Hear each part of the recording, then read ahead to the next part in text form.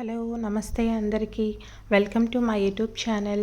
అందరికీ ముందుగా శ్రీరామనవమి శుభాకాంక్షలు. ఇక మార్నింగ్ లేవగానే ఇలా ముగ్గు వేశాను. మా పిల్లలు ఆన్లైన్ క్లాసెస్ వింటున్నారు. ఆ రోజు మాకు దుబాయ్లో ఫుల్ వర్షం ఉంది.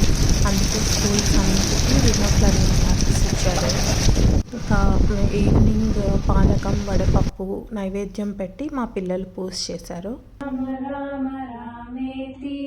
రమే రామే మనోరమే సహస్రనామ తత్తుల్యం రామనామవరాననే.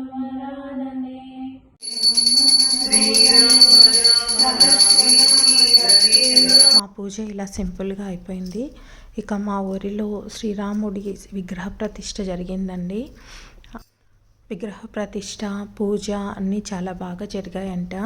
హోమం చేసి ఇంకా దేవుణ్ణి మంగళ వాయిద్యాలతో ఊరంతా ఊరేగించి ఇంకా కలశం చెంబులతో పల్లెలో ఉన్న ఆడవాళ్ళందరూ గుడి చుట్టూ ప్రదక్షిణ చేసి లోపలికి తీసుకెళ్ళి అక్కడ దేవుడికి నైవేద్యం పెట్టి పూజ చేసుకున్నారు బాగా అందరూ కలిసి.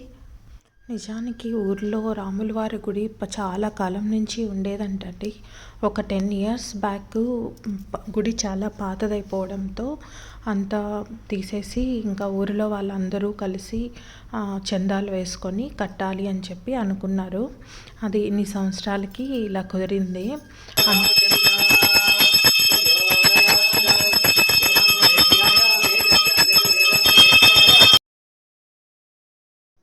ఇదేనండి మా ఊరిలో శ్రీరాముల వారి గుడి.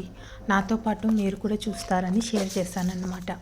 ఈసారి శ్రీరామనవమికి రాముల వారు ఇలా పూజలు అందుకోవడం మా ఊరి వాళ్ళతో పాటు నాకు కూడా చాలా హ్యాపీగా ఉంది. ఇక ఇంతేనండి మా శ్రీరామనవమి పూజ సంగతులు. ఈ వీడియో మీకు నచ్చితే లైక్ చేయండి, షేర్ చేయండి, సబ్స్క్రైబ్ చేసుకోవడం మర్చిపోవద్దండి. Thanks for watching. నెక్స్ట్ వీడియోతో మళ్ళీ కలుద్దాం. బాయ్.